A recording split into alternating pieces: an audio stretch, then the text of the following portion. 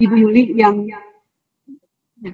ya sama Ibu Yuli Pak Ustadz yang mengenai apa tidak putus-putusnya gitu apa tentang harta itu. Nah Pak Ustadz, saya melihat doanya Nabi Su'aib di Al-A'raf. Ini termasuk doa atau bukan? Al-A'raf ayat 7, Al-A'raf surat ke-7 ayat 89. Isinya begini Pak Ustadz, pengetahuan Tuhan kami meliputi segala sesuatu. Hanya kepada Allah kami bertawakal, ya Tuhan kami, berilah keputusan antara kami dan kaum kami dengan hak atau adil, Engkaulah pemberi keputusan terbaik. Nah ini doa ini bisa nggak Pak Ustadz didawamkan gitu untuk mendapat keputusan dari hakim itu dengan adil gitu. Saya teringat sama ininya Ibu.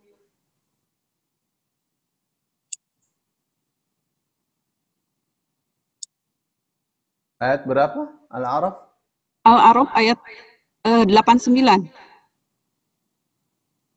Bisa nggak doanya ini didakwamkan sebagai agar Allah memberikan keputusan itu? Karena kan dikatakan bahwa hakimnya tuh tidak memberikan keputusan terus gitu kan Pak Ustadz? Ini Rabbana ftah bainana wa baina qaumina bil haqqi wa anta khairul fatihin. Ya bisa aja. Bisa ya Pak Ustadz ini sebagai doa? Iya, bisa saja.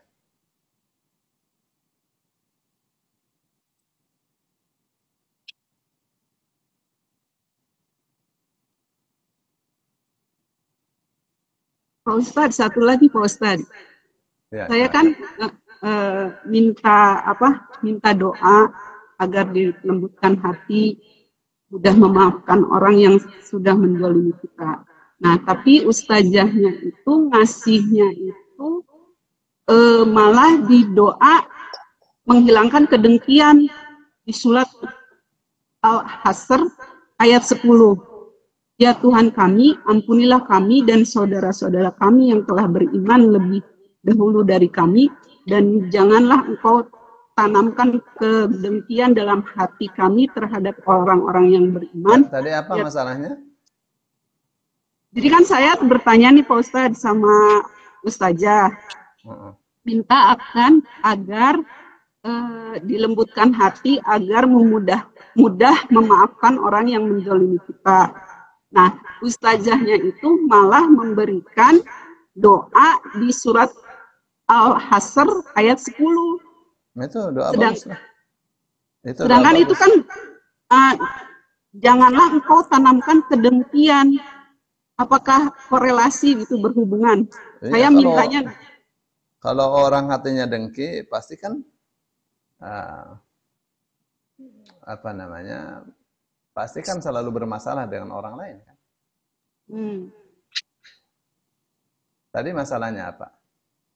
Saya mintanya supaya hati itu dilembutkan untuk memudahkan memaafkan orang lain. Itu orang kalau dia hatinya pembenci ya. Jadi wala taj'al fi qulubina ghillan, dan jangan kau letakkan ada rasa benci dalam hati kami. Lilladzina amanu, kepada orang-orang yang beriman. Orang kalau hatinya pembenci, masalah terus dengan orang lain, ya bagaimana dia bisa memaafkan? Bagaimana dia bisa memaafkan? Orang kalau di dalam hatinya tidak ada kebencian, urusan memaafkan itu nggak ada malah. Urusan memaafkan itu nggak ada. Maksudnya tidak ada, orang salah dianggap tidak salah. Oke, sekarang perhatikan. Ada seorang suami marah luar biasa kepada istrinya yang kasar. Ngomongnya kasar, marah luar biasa. Ya, kamu kepada suami kasar, ya, tidak bisa mencium bau surga dan seterusnya. Lihat. Tapi ada seorang suami yang istrinya kasar, dia memaklumi. Oh, ini umurnya sudah 40 tahun ke atas. Ini ada hormon-hormon yang menyebabkan dia berpikir itu selalu negatif. Perempuan umur 40 tahun ke atas ada terjadi di dalam dirinya itu neuro apa gitu. Saya ikuti itu. Jadi rupanya itu yang mempengaruhi kejiwaannya. Kalau sudah umur 40 tahun ke atas perempuan, ya laki-lakinya harus paham. Suami bagi dia adalah problem, pekerjaan adalah problem, anak-anak adalah problem, kebersihan problem, semua problem. Jadi ngomong terus, apa saja salah bagi dia. Itu yang menyebabkan banyak sekali mereka yang sudah umur 40 tahun ke atas maunya cerai dari suami. Karena semuanya dianggap problem. Nah, suaminya bersabar. Ada benci kepada dia? Enggak, dia enggak benci. Ya, karena tidak ada benci dalam hatinya kepada istrinya. Istrinya salah, bukan dimaafkan. Ya memang enggak ada benci. Ya, dia memaklumi kesalahannya itu satu hal yang wajar. Ya. Jadi suami tidak bersombong dengan begitu. Itu derajatnya Aisyah radhiyallahu anha pernah banting piring di depan Rasul. Ya, Rasul marah enggak, Rasul tersenyum.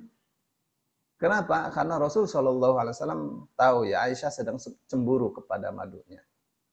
Ya, Rasul lagi di rumah Aisyah, ya istrinya yang lain ada kirim kue, ada kejunya dibanting sama Aisyah. Aisyah enggak suka. Ya, wajar seperti itu terjadi, wajar itu namanya kecemburuan. Ya, begitu.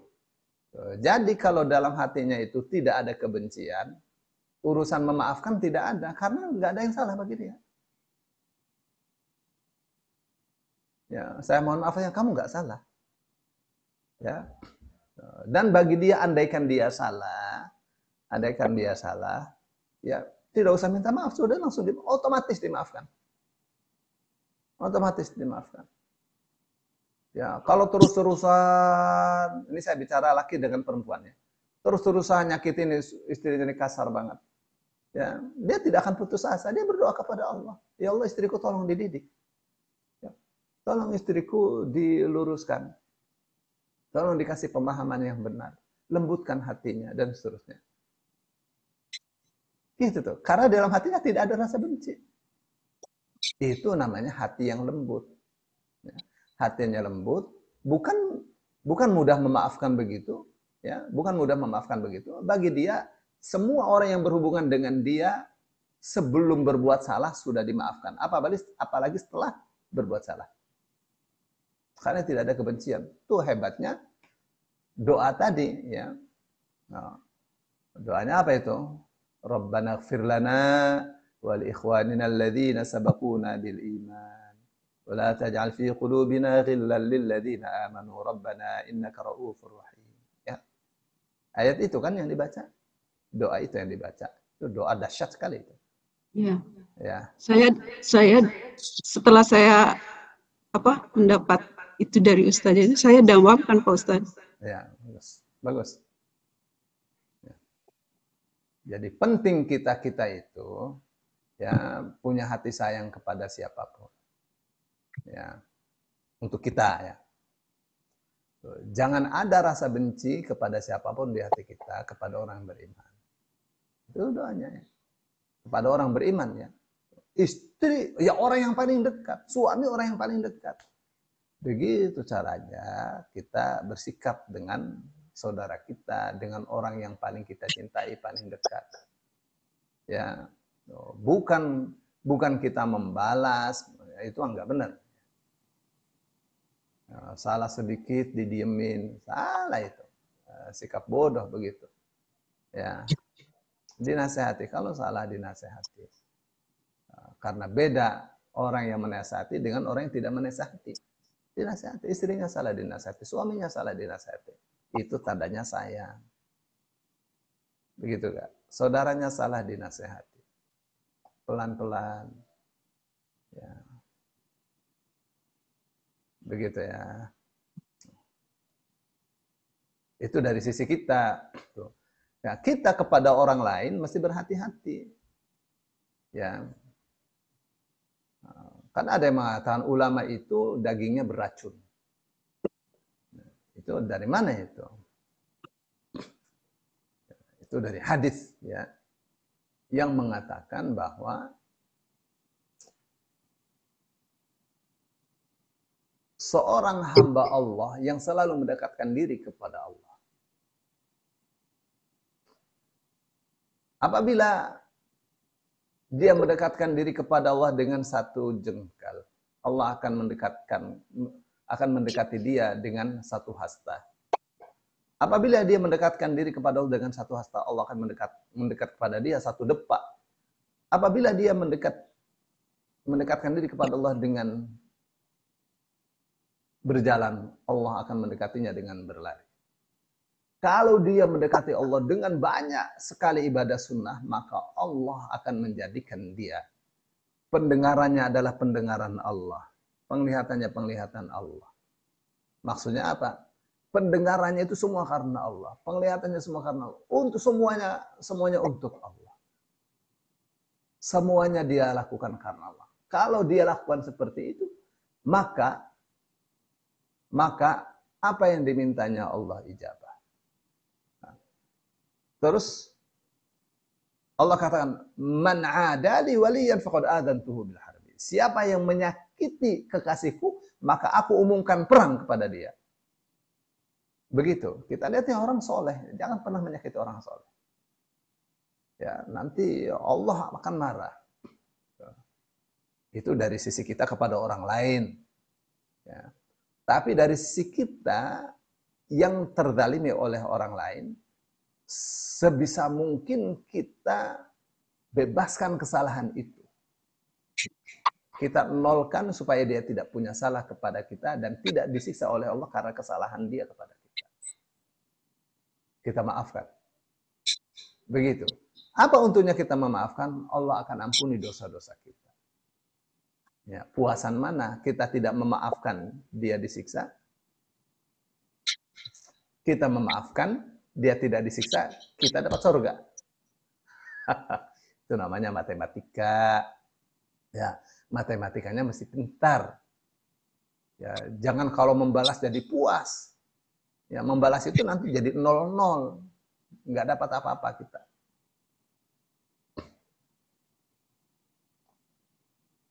Baik, saya kira jelas.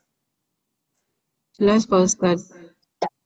Sama ini Pak Ustadz, yang di surat Al-A'raf ayat 199 juga. Jadilah engkau pemaaf dan suruhlah orang mengerjakan yang ma'ruf, serta berpalinglah daripada orang-orang bodoh. Jadi mungkin yang dimaksud orang-orang bodoh itu orang-orang yang tidak mengerti agama atau seperti apa ya? Jadilah engkau pemaaf, suruhlah orang mengerjakan yang ma'ruf, serta berpalinglah daripada orang-orang yang bodoh. Ya, orang bodoh ya, banyaklah modelnya orang bodoh. Mana orang yang bodoh? Orang kalau menyembah selain Allah pasti bodoh. Ya. Orang kalau ahli maksiat pasti bodoh. Orang berbuat dosa itu karena kebodohan dia. Oh, dia ustaz, dia alim, dia kiai. Ya, orang kalau alim tidak akan berbuat dosa. Ya, kalaupun berbuat dosa cepat-cepat dia istighfar. Orang alim itu orang yang takut kepada Allah. Innama yakhsyallaha min ibadihil ulama. Ya, yang tidak bodoh itu ulama. Yang disebut ulama itu adalah orang yang takut kepada Allah. Innama yakhshallah, hanyalah yang takut kepada Allah min ibadihi, dari hamba-hambanya adalah al-ulama. Ulama. Ya, jadi siapa yang bodoh? Yang bukan ulama. Siapa yang bukan ulama? Siapa saja, entah dia pinter, entah dia bodoh, yang suka berbuat dosa. Itu namanya bodoh. Ya. Dan kalau berpalinglah aku dari orang-orang yang bodoh. Palingkanlah aku dari orang-orang yang bodoh. Wa'arid 'anil jahilin, dan berpalinglah kamu dari orang-orang yang bodoh. Ya, khudhil afwa wa'mur bil 'urfi wa'arid 'anil jahilin. Ambillah maaf, maksudnya ambillah maaf. Kalau kita salah cepat-cepat minta maaf. Kalau ada orang salah tanpa harus minta maaf, kita maafkan. Itu namanya khudhil afwa. Wa'mur bil 'urfi. Perintahkanlah yang baik. Wa a'rid 'anil jahilin, dan berpalinglah dari orang-orang yang jahil. Ya, berpalinglah dari orang-orang yang bodoh. Ya udah, jangan bergaul dengan ahli bid'ah. Jangan bergaul dengan ahli maksiat. Jangan bergaul dengan ya, orang-orang yang suka mendustakan agama, melecehkan Islam. Jangan bergaul dengan mereka. Itu contoh tentang jahilin orang-orang yang jahil. Ya. Jelas ya? Jelas Pak Ustadz. Barakallahu fikum, jazakallahu Ya. khairan.